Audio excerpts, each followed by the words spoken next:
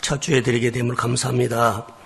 하나님 동순교 어린이가 구루터기처럼 살아 있어서 멀지 않아 숲을 이루도록 많이 우미트게 하시고 봄의 계절이 반드시 오게 될 것을 믿습니다.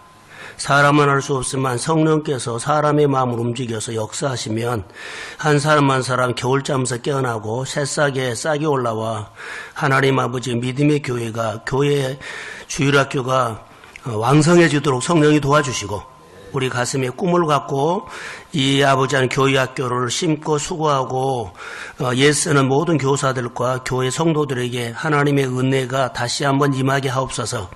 어린이 예배에 참석하는 귀한 어린이들을 특별히 복되게 하시고 우리 동숭 가족의 어린이들도 아버지 하나님의 거리와 상관하지 않고 나올 수 있는 은혜가 가정에 임하게 하옵소서. 교회 사랑하는 마음이 다시 한번 더 뜨거워지기를 원하며 예수님의 이름으로 기도합니다. 아멘.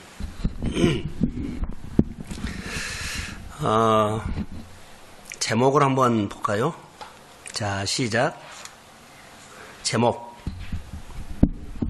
안 보여요? 자, 시작. 형통한 자녀로 키워라 그러죠. 이제 앞을 보세요. 아이들이 유치원에 가면 교사들이 처음에 만나면 인사하는 법을 배꼽 인사를 배우죠. 그럼 집에 오면 해요, 안 해요? 해요. 어느 가정에 가면 아이들이 그 엄마 아니면 부모님들 행동을 따라한다는 거 아세요? 예를 들어서 쓰레기통에 휴지를 서서 이렇게 던진다고 봅시다. 그럼 그 아이가 종이만 있으면 어디로요? 서서 던져요. 배우거든요. 우리 성령이가 다녔던 그 담양에 있는 한빛고등학교로 가서 처음에 놀란 적이 있어요. 원서를 이제 쓰러 갔는데 그 이후에도 이제 가서 이 학교가 이런 학교구나 하는데 학생들이 보는 사람마다 다 인사를 한 거예요. 하여튼 보면 몇 번이고 인사를 한 거예요. 보통 이런 학교 가면 누구 왔구나 하고 구경하고 그냥 지나가잖아요. 그런데 그 학교는 여하튼 사람만 보면 예를 들어서 보는 학생들마다 다 인사를 하는 거예요. 그런 모습을 볼 수가 있었어요. 자, 오늘 제목을 형통한 자녀로 키워라. 이것은 우리가 신앙생활 할 때 형통한 사람을 보여줘야 돼요. 자, 이렇게 말할게요. 형통한 사람으로 키워라는 것은 나는 형통한 사람을 보고 자랐는가? 나는 형통한 사람을 보고 자랐어요? 이제 이걸 우리가 먹고요. 두 번째는 나는 형통한 사람인가? 그리고 우리는 성경에서 형통한 사람은 얼마나 관심 있는가? 근데 자녀들에게 부모님들 관심 있으면 책을 많이 읽게 하잖아요. 그런 것처럼 자녀들에게 삶의 방향을 잡아준 겁니다. 넌 앞으로 성경에 동화책에 유인전에 해가지고 그 방향을 잡아주는 것은요. 그 사람을 보게 하고 책으로 만나게 하고 그 사람 속에서 살았던 그 글 속에 있는 책 속에 있는 불을 발견하게 하는 겁니다. 오늘 요셉이라는 사람은 형통케 하는 사람이거든요. 그러니까 우리 자녀들을 키울 때 참 이런 자녀로 좀 키웠으면 좋겠다. 어떻게요?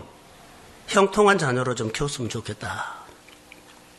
이제 이런 마음으로 오늘 교회학교 짧은 설교지만 본문을 보게 돼서요. 자녀의 성경 말씀을 통해서 형통케 하는 사람을 늘 보여줘야 돼요. 자, 설교를 듣고 우리는 주일날 설교를 듣고 나눔을 하고 또 막 나누잖아요. 그것은 오늘 받은 은혜를 서로 나눈 거예요.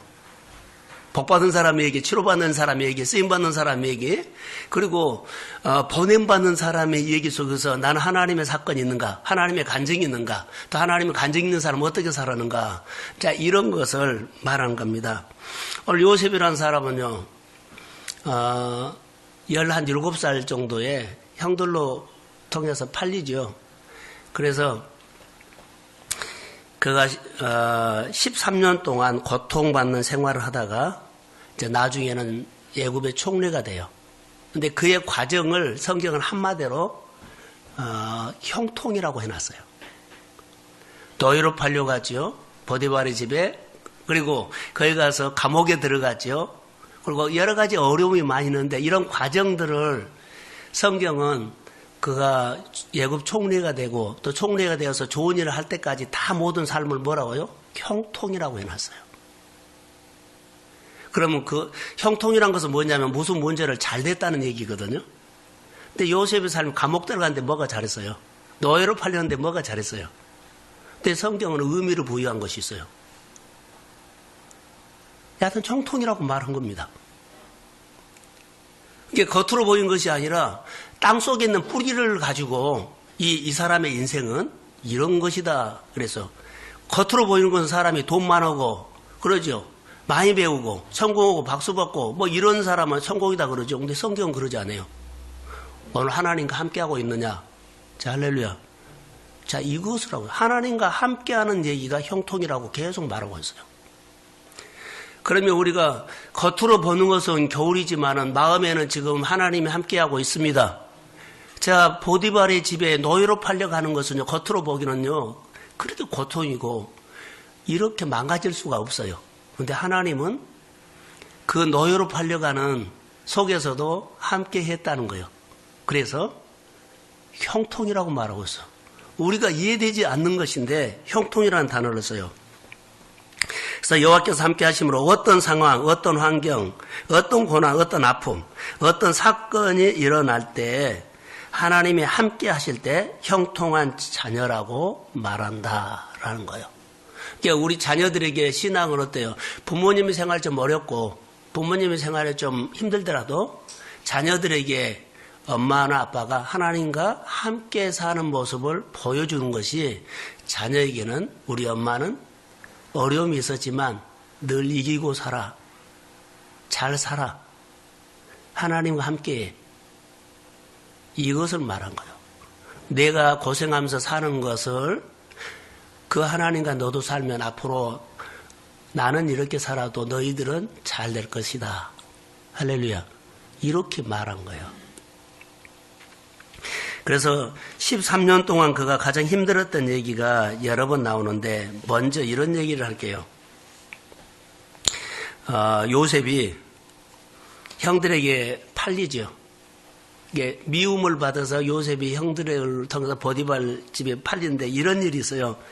요셉이 아버지 심부름으로 형들이 양치는 곳에 찾아갔을 때 그때 양치는 형들이 요셉이 온다고 하면서 그들이 좋아해요. 좋아한 이유는 야, 저 꿈쟁이 시기른 거죠. 그래서 그 중에 하나가 이렇게 합니다. 팔아버리자. 아니 죽여버리자. 그 중에 누벤이 이런 말을 합니다. 웅덩이에 죽여버리자 그러죠. 아니 죽여버리자는 게 웅덩이에 빠뜨리자.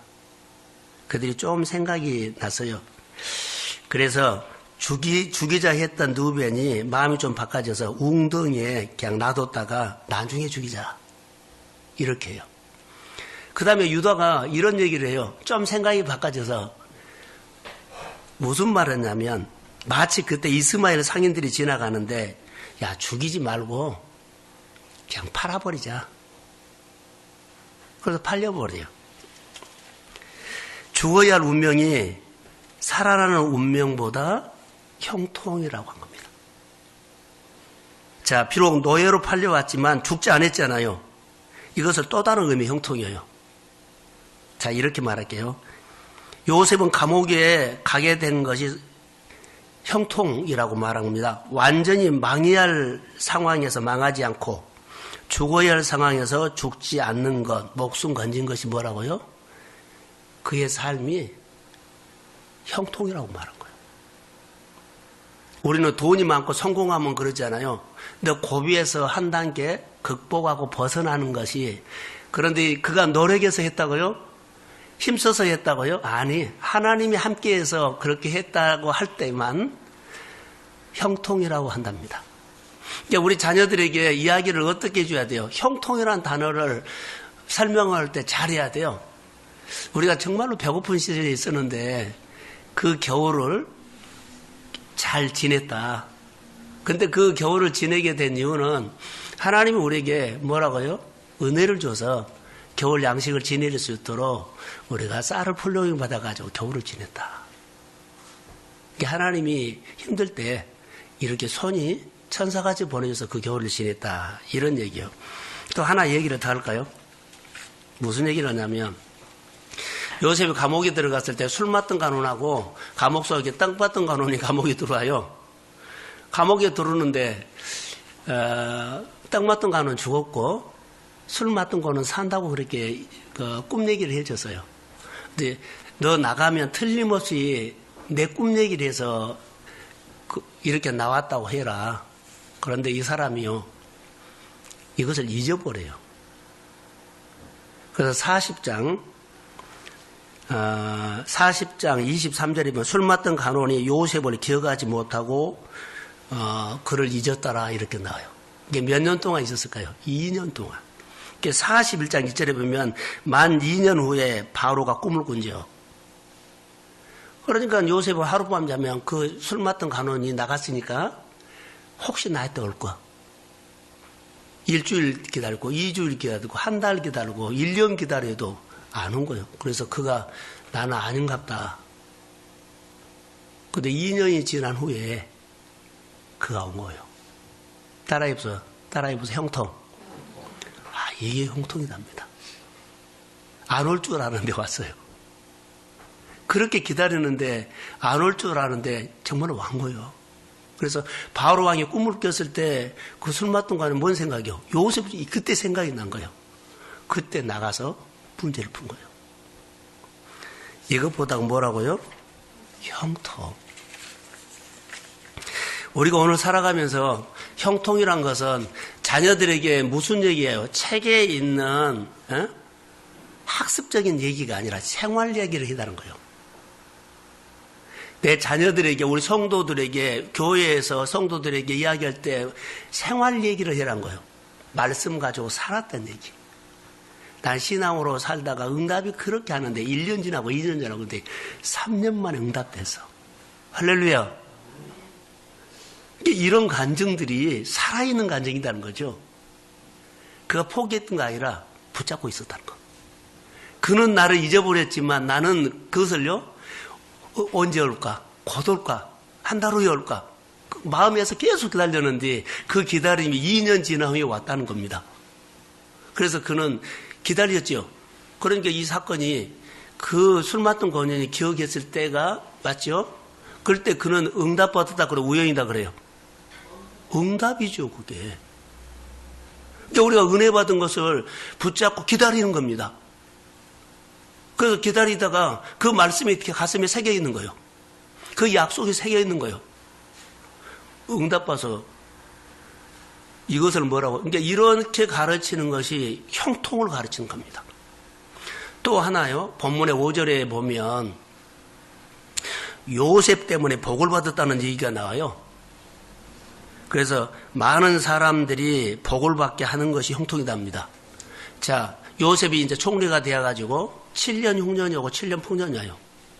그때 풍년 때 막 쓰지 않고 잘 창고 지어서 양식을 해놨어요. 근데 7년 흉년 때 자기 나라만 먹는 것이 아니라 이웃 나라까지도 오면 다 먹게 살렸어요. 이것보다 나도 살고 다른 사람도 살리는 것은 뭐라고요? 형통. 오늘 본문에도 보면 하나님께서 요셉 때문에 보디발의 집에 뭘 줬다? 복을 줬다는 거예요. 우리가 오늘 교회학교 어린이 예배지만 어린이들에게 이런 마음을 좀 가르쳐서 우리 교회 어린이들이 크고 우리 학생들이 크고 그럴 때 그들이 내 인생은 꼭 형통하게 살 거야. 이런 생각을 한번 하고 부모는 그렇게 키우고 자녀들은 이렇게 형통한 이런 자녀로 커가는 꿈이 생기기를 소망합니다. 그래서 이거 중요합니다. 그래서 우리가 예수를 믿으면서 형통케 하는 꿈, 나는 이렇게 많은 사람 먹이는 꿈, 나는 많은 사람 살리는 꿈, 그거 어때요? 잘 살아야 되고 복 받아야 되고 은혜를 받아야 되잖아요. 그래서 나눠주기 위해서 복을 받아야 돼요. 다른 사람을 살리기 위해서요. 내가 은혜 받아야 돼요. 다른 사람의 유익을 주기 위해서 내가 힘이 잘 돼야 돼요. 자, 할렐루야. 이것이 형통 중에 하나답니다. 잘 되시고 어린이들을 또 잘 키우시고 어린이들이 복받게 하시고 복받는 자녀로 키우시고 그들이 하나님과 함께 할 때 형통하다는 언어가 입술에서 하나님이 영광 받을 수 있도록 우리 잘 키웁시다. 그리고 교회가 이렇게 커가기를 어른들도 기도하고 또 형통케 하는 사람으로 살아갑시다. 주님 고맙습니다. 어린이들을 축복해 주시고 교회학교 어린이들이 반드시 형통한 어린이로 또 교회가 형통하게 잘 사는 어른들이 되도록 축복하시고 교회가 형통케 하는 교회로 하나님이 늘 은혜로 오십시오. 치료함으로 오십시오. 회복함으로 오십시오. 만져주심으로 오십시오. 좋은 교로 소문나게 오십시오. 예수님의 이름으로 기도합니다. 아멘.